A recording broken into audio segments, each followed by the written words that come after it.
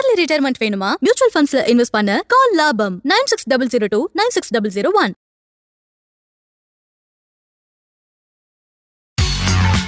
Welcome to opening bell show.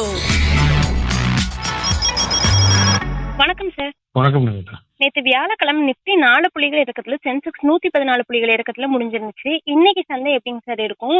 Asian markets எப்படி இருக்கும்? திரும்பவும் அமெரிக்கா ஈரான் இடையே மோதல் போக்கு தொடங்கிருக்கீங்களே சார், இது சந்தையில எப்படி சார் ரிஃப்ளெக்ட் ஆகும்? ஆமா, அது ஒரு பெரிய சந்தைக்கு ஒரு பெரிய பாதிப்பாக அது இருக்க போகுது அப்படின்றதையும், அது ஒரு தாக்கத்தை உண்டு செய்யும் இல்ல உண்டு பண்ணும் அப்படின்றதையும் நம்ம எதிர்பார்க்கலாம். பிகாஸ் ஈரான் யூஎஸ் மறுபடியும் அந்த அந்த எஸ்கலேஷன் ஆஃப் வயலன்ஸ், அதாவது அவங்களுக்குள்ள அந்த ஒரு வார் சிச்சுவேஷனை எஸ்கலேட் பண்றது டெஃபினட்டா சந்தைக்கு ஒரு நெகட்டிவ் இம்பாக்ட் தான் கொடுக்கும்.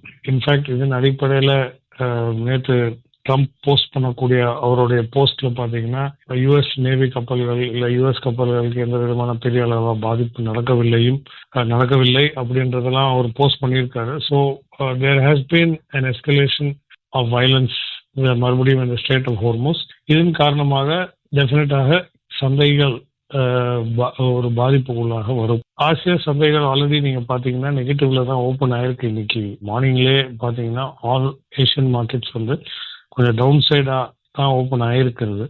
Weather it is Japanese markets, Hong Kong, Korea எல்லாமே ஒரு வீழ்ச்சியோட தான் இருக்கிறது. முக்கியமாக நிக்கே 225, ஜப்பான்ல இருக்கக்கூடிய நிக்கே 225 418 புள்ளிகள் சரிவோடவும், ஹாங்காங்ல இருக்கக்கூடிய ஹாங்செங் இண்டெக்ஸ் 300 புள்ளிகள் சரிவோடும், இன்ஃபேக்ட் கேப் டவுனோட தான் ஓப்பன் ஆயிருக்குது, 300 புள்ளிகள் சரிவோடவும், கொரியன் காஸ்பி இண்டெக்ஸ் 62 புள்ளிகள் சரிவோடவும் வர்த்தகம் நடந்து வருகிறது நம்ம பார்க்கிறோம். ஸோ அந்த எஸ்கலேஷன் டெஃபினட்டாக சந்தைகளுக்கு ஒரு நெகட்டிவ் இம்பாக்ட்.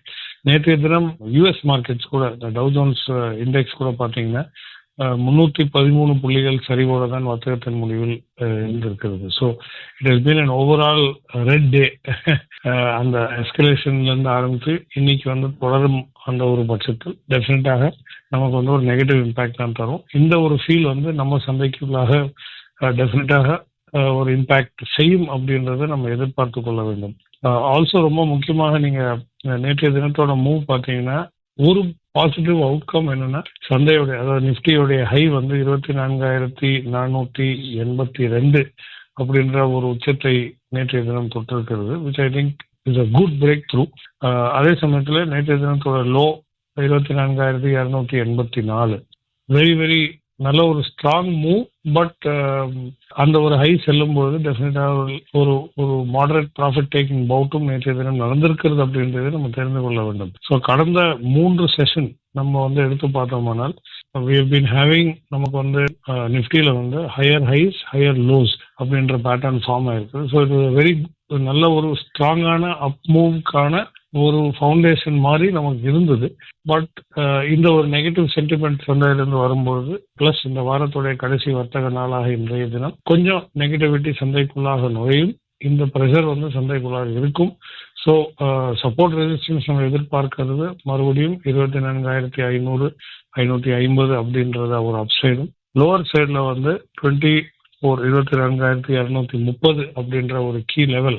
ஏன்னா இந்த லெவல் தான் இந்த வாரம் முழுவதும் நான் சொன்னேன், இந்த லெவலுக்கு ஹையராக இந்த வாரம் இல்லை ஒரு நாள் க்ளோஸ் செய்யுமானால் டெஃபினட்டாக சந்தையின் போக்கு ஒரு ஹையர் சைடுக்கு செல்லுகின்ற ஒரு பாசிபிலிட்டி ஓப்பன் ஆகும் கூறக்கூடிய அந்த க்ளோசிங் லெவல் தான் இன்றையோட முக்கியமான சப்போர்ட்டாக நம்ம எடுத்துக்கொள்ள வேண்டும். 24,230. அதை விட குறைவாக சந்தை ஒரு வீழ்ச்சியை சந்தித்தால் 24,170 24,071 அப்படின்ற லெவல் நம்ம அடுத்தடுத்த சப்போர்ட்ஸாக வைத்து சந்தைக்குள் நுழைய வாய்ப்புகள் டெஃபினட்டாக இன்னைக்கு ஒரு ட்ரேடிங் ஆப்பர்ச்சுனிட்டி அதிகமாக இருக்கும் அண்ட் வாலட்டைலா இருக்கும். ஸோ கேர்ஃபுல்லாக சந்தைக்குள் நுழைய வேண்டும் அப்படின்றதையும் நம்ம தெரிந்து கொள்ள வேண்டும்.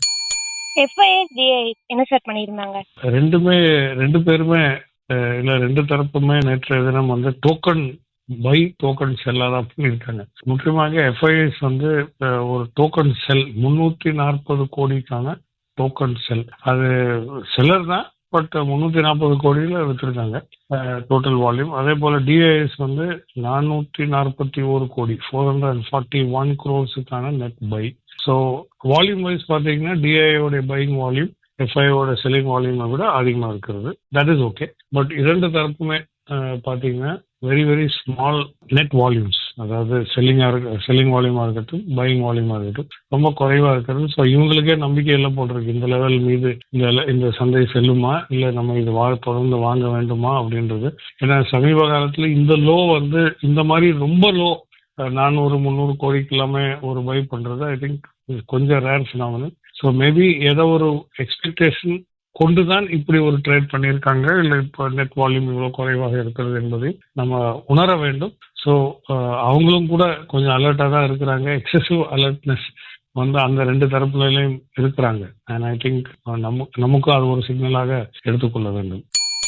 இப்போ கமாடிட்டி செக்மெண்ட்டுக்கு வந்திருக்கோம் சார். இது வரைக்கும் பார்த்த பேட்டர்ன் படி பார்த்தா ஈரான் மோதல் போக்கு தொடங்கி இருக்கு. அதனால க்ரூட் பிரைஸ் வந்துட்டு அதிகமாயிருக்கும், தங்கம் வெள்ளி விலை வந்து குறைஞ்சிருக்கும். கரெக்டுங்களா சார்? அப்படிதான் இருந்திருக்க வேண்டும்.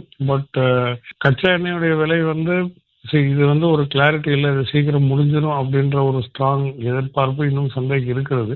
ஸோ கச்சா எண்ணெய் வந்து இன்னும் கொஞ்சம் கண்ட்ரோல்ல தான் இருக்கிறது. இன்ஃபேக்ட் WTI க்ரூட் வந்து $95 ஒரு பீப்பாக்கும், பிரெண்ட் க்ரூட் $101 ஒரு பீப்பாக்குமே அந்த நேற்றைய தினம் அந்த இறக்கத்தை சந்தித்து அப்படியே தான் இருக்கிறது. பெரிய அளவில் இன்னும் அது ஏறவில்லை அப்படின்றத தெரிந்து கொள்ள முடியுது. ஹவவர் தங்கம் வெள்ளி வந்து நல்ல ஒரு ரீபவுண்ட், நேற்றைய தினத்தோடைய பிரைசஸ்ல இருந்து நல்ல ஒரு ரீபவுண்ட் செய்திருக்கிறது. முக்கியமாக வெள்ளி நல்ல ஷார்ப் ரன் அப், மறுபடியும் $80 ஒரு அவுன்ஸ் அப்படின்ற லெவலுக்கு வந்திருக்கிறது. அண்ட் தங்கம் வந்து $4725 ஒரு அவுன்ஸ் அப்படின்ற லெவலுக்கும் ட்ரேட் ஆகி வருகிறது நம்ம பார்க்கிறோம். ஸோ மறுபடியும் கன்சர்ன் ஆஃப் இன்ஃப்ளேஷன் ஆர் இந்த மாதிரி கன்சர்ன்ஸ் வந்து ஸ்லோவா கொஞ்சம் வேல்யூ பையிங்காக இருக்கலாம் அப்படின்றதையும் ஆர் பாசிபிள் ரீசன்ஸ், அதை அந்த தங்கம் வெள்ளிக்கான ஏற்றத்துக்கான பாசிபிள் ரீசன்ஸ் இதுவாக தான் இருக்கும். அதே போல காப்பர் வந்து ஸ்டெடியாக அந்த விலையேற்றம் சந்தித்து $6.12 பர் பவுண்ட் அப்படின்ற லெவலில் ட்ரேட் ஆகி வருது. ஸோ ஸ்டெடியாக $1000க்கும் மேற்பட்ட ஒரு லெவலில் வந்து அது ஸ்ட்ராங்காக ஹோல்ட் செய்யறதை நம்ம பார்க்கிறோம். ஸோ கச்சா எண்ணெய் இன்னும் விலை ஏற துவங்கவில்லை. மேபி மார்க்கெட்ஸ் வந்து இது ப்ரஷ் ஆஃப் பண்ணியிருக்கு.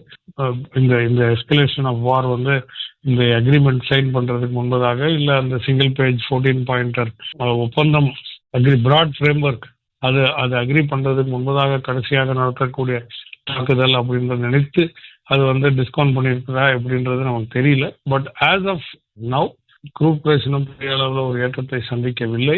தங்கம் வெள்ளி மட்டுமே, முக்கியமாக வெள்ளி ஒரு நல்ல ஏற்றத்தை சந்தித்திருக்கிறது. தங்கம் வெள்ளி ரெண்டுமே பேக் டு தி ஃபார்ம் அப்படின்னு நினைக்கலாங்களா சார்? அப்படின்னு நம்ம சொல்றது கொஞ்சம் ஏர்லி தான். But we have to wait.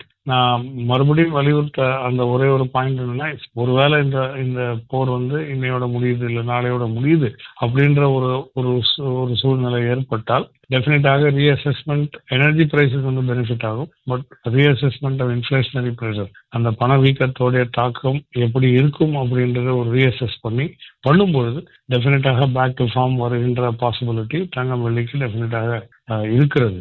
But அது வரைக்குமே இது ஒரு கன்ஃபார்ம்டு பேக் டு ஃபார்ம்.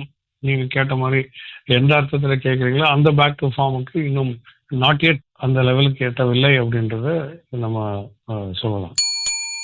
இன்னைக்கு என்னென்ன நிறுவனங்களோட Q4 ரிசல்ட்ஸ் கவனிக்கணும் சார்?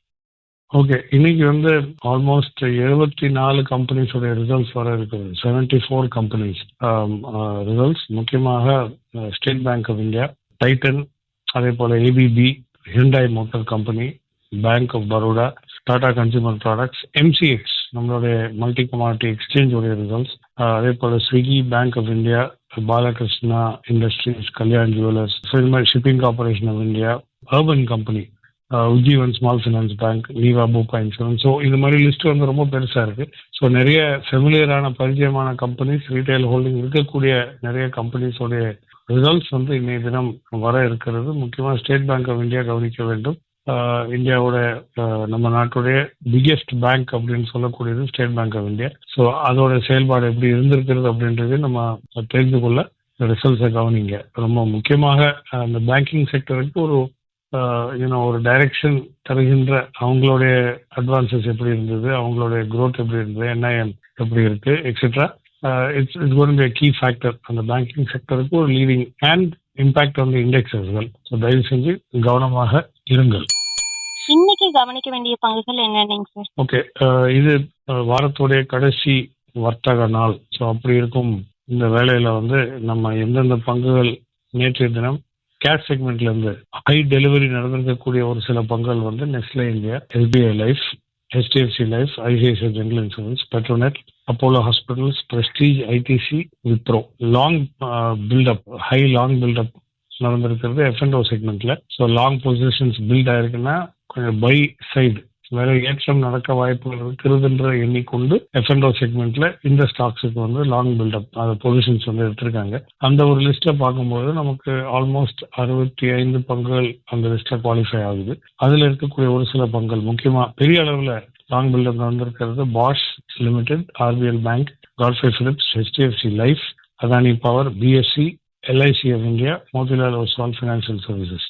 அதே சமயத்துல ஷார்ட் பில்டப் நமக்கு இருக்கக்கூடியது short side positions, sell side positions வந்து இருக்கக்கூடிய பெரிய லெவலில் இருக்கக்கூடியது ஆல்மோஸ்ட் 70 கம்பெனிஸ் இருக்கு. So long buildup short buildup almost same லெவலில் இருக்கிறது. ஸோ நல்ல ஒரு டக் ஆஃப் வார்க்கான ஒரு செட்டப் மாதிரி மார்க்கெட்ல இருக்கிறது. நல்ல ஒரு வாலடைல் செஷன் எதிர்பார்க்கலாம் அப்படின்ற ஒரு ட்ரெய்லர் மாதிரி தான் இந்த நம்பர்ஸ் வந்து நமக்கு காட்டுது. பெரிய அளவில் ஷார்ட் பில்டப் வந்திருக்கிறது KPI tech, Blue Star, doctor Reddy, Bajaj holding, coal India, ஹியூண்டையோட ரிசல்ட் இன்னைக்கு வர இருக்கிறது, டிக்சன், அதே போல VEDL. நிறைய விஷயங்களை பத்தி ஷேர் பண்ணிருக்கீங்க சார். திங்கட்கிழமை சந்திப்போம் சார். நன்றி சார். சீக்கிரமா ரிட்டையர் ஆகி லைஃபை என்ஜாய் பண்ணணுமா? நிபுணர்களின் துணையோடு மியூச்சுவல் ஃபண்ட்ஸ்ல இன்வெஸ்ட் பண்ண கால் லாபம் 9600296001.